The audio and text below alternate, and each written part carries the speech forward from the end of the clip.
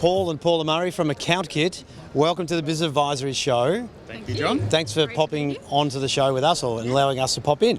AccountKit, I see this as a really exciting platform to help accountants and bookkeepers maybe become better business advisors.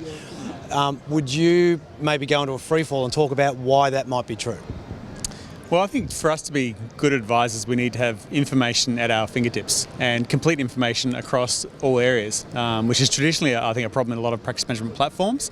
Information spread across our servers, they're spread across different systems, which makes it hard for us to have an all-in-one view. Ultimately. So, AccountKit enables us to centralise everything from correspondence and meeting notes to equipment finance schedules, to amortisation schedules, Div 7A. So it has all this information at our fingertips, enabling us to more completely have our discussions with our clients. Have you got some examples? We're going to put Paula on the spot in just a moment, but do you have some example firms at the moment that are giving you some feedback that they're just delivering better value to their clients?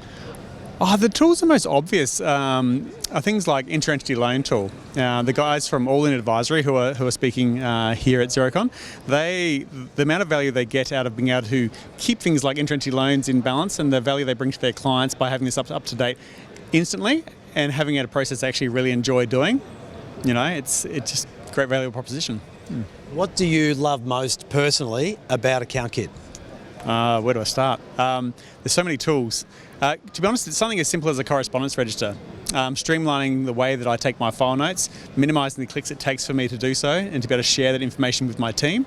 Often the stuff I talk about is we don't communicate that with our team, and they're the ones who do a lot of the work. So being able to share it really easily, simply with minimal clicks, then that's awesome. And so that's a great tool for getting it out of the principal's head or the client leader's head and actually having it accessible to the team. Broadly speaking, yeah, absolutely, yeah. So that's one of my favourites. Business structure diagrams, I love doing them as a value add for our financials for our clients, but also for proposals for our clients, helping them get that visual map of how their structure works or how a proposed structure might work, how things flow between entities and that's also an absolute favourite as well. Yeah. Fantastic. And Paula, how do you use the AccountKit suite to deliver business advisory for your clients? Yeah, sure. So like Paul was saying, for me, the correspondence register is really important. It enables me to capture all of the information that's been communicated with clients from all members of the team, from all sources, and then have that ready when I go into a meeting. So, clients like to think that they're the centre of your universe, and when I'm in front of them, they really are for me, but I need tools that help me retain and keep and have in one place all of the information that's relevant to them so that I can deliver what matters and have that in a timely way. So correspondence register is excellent because it's a central point. I also really like the cash commitments schedule that comes out of the HP. So obviously we all talk about P&Ls, etc., but for clients, cash is king. They need to know where they're at, what's going in and what's coming out. What does that look like? Obviously banks are making finance really challenging at the moment, so that's been a really helpful tool for me to go, you have some cash flow freeing up in 6 months' time when these 4 HPs come off. What do you want to do with that? How can we make sure that's effective in your business, and what can that mean? So that's been a really helpful tool as well. I've really enjoyed using that and having it in front of me ready for the clients. Fantastic. Yeah, that makes a lot of sense. Why do you think it's important for accountants particularly, but also bookkeepers to think about these different applications, and why should they be pushing themselves to move into business advisory? It's about where can you really add value to your clients. I think at the end of the day, we're all in different businesses and we all do different things, but human relationships, the ability to connect and actually be useful for your clients and feel as though you're adding value is really important. It's what fulfills me when I'm doing my job. I really like to feel as though I've made a difference, and I need the appropriate tools to do that. So you need to collate that information in an effective way so that you can deliver it to your clients, and this really helps me do that, absolutely, because it's all those little bits and pieces that we do on a daily basis, and it's in one central place. It's always backed up. It's on the cloud. So yeah, I find it really helpful.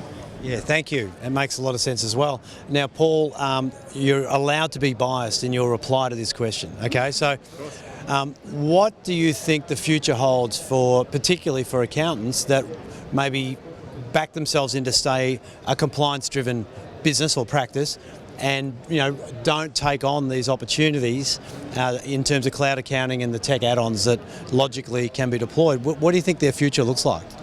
That's a pretty dangerous position to take.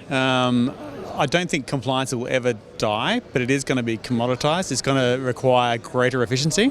So taking on a lot of these sorts of tools will help them become much more efficient, which then means they can be more competitive on price if they need to be, but it also frees up capacity with them and their team to do greater value work, which the client's actually really happy to pay for. They're not happy to pay for compliance work, they're happy to pay for the value add.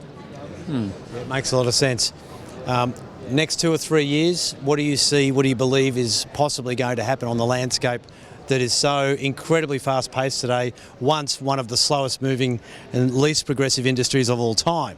Yeah, I think there's a real change in the industry at the moment. There's a lot of people that are still sort of catching up and moving along, but there's others that have already been here for 5 or 6 years and are going to take off. So I feel as though there's probably going to be further disparity in the market, and you've got to work out where you'd like to be and where can you help your clients best depending on where you sit. So choosing the right tools that are right for you. I don't think a cookie cutter approach is right. I think everyone will have a different solution.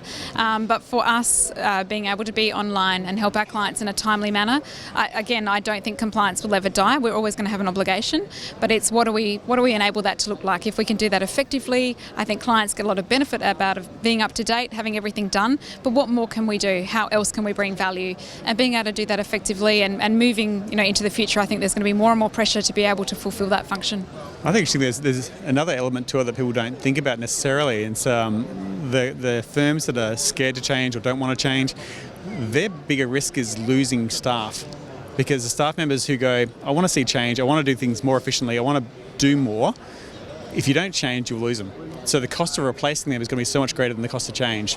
And the barrier to entry for them to set up a new practice is ridiculously low. They can go out, they can get Xero Practice Manager for free, they get all these applications, they can be up and running like that.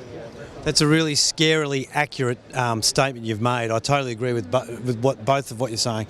In fact, Natalie Lennon, who's this year been recognised as a finalist for one of the new firms of the year as a startup in Sydney, and she literally had partnership.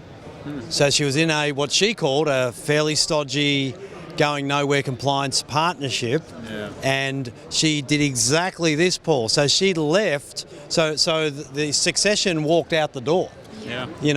From a traditional older practice. When they had it in the can, they had a really talented person and one will attract another, but now they don't have either. Highly dangerous position today. Well, that's the problem. The barrier to entry to start your own firm or be your own business person is low now because of this tech, which is great.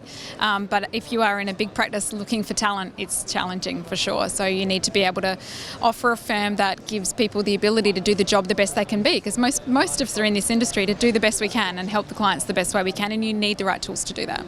Yeah, I agree. In 30 seconds or less, why would AccountKit be one of the logical first applications that perhaps an accountancy firm should consider on their evaluation list, if you like? From my point of view, it's because it takes a bunch of things we are already doing or should be doing and aren't necessarily doing it in the best way you can, and it's taking that to the cloud and automating it, making you more efficient. So it's just a logical progression of something you're already doing. But probably in Excel, and now you're doing it on the cloud. Aha. So all of our Excel champions out there, we're not going to take Excel off you. No. You just get to use it for other things. That's right. I still love Excel. I've got lots of things in Excel. I still love it, but we're trying to automate, bring into the cloud, centralise with our client data, which you can't do with Excel. Yeah, absolutely. Thanks for coming on the show today. Appreciate it. Yeah. Thanks, John. Well done. Pleasure. Cheers. Thanks.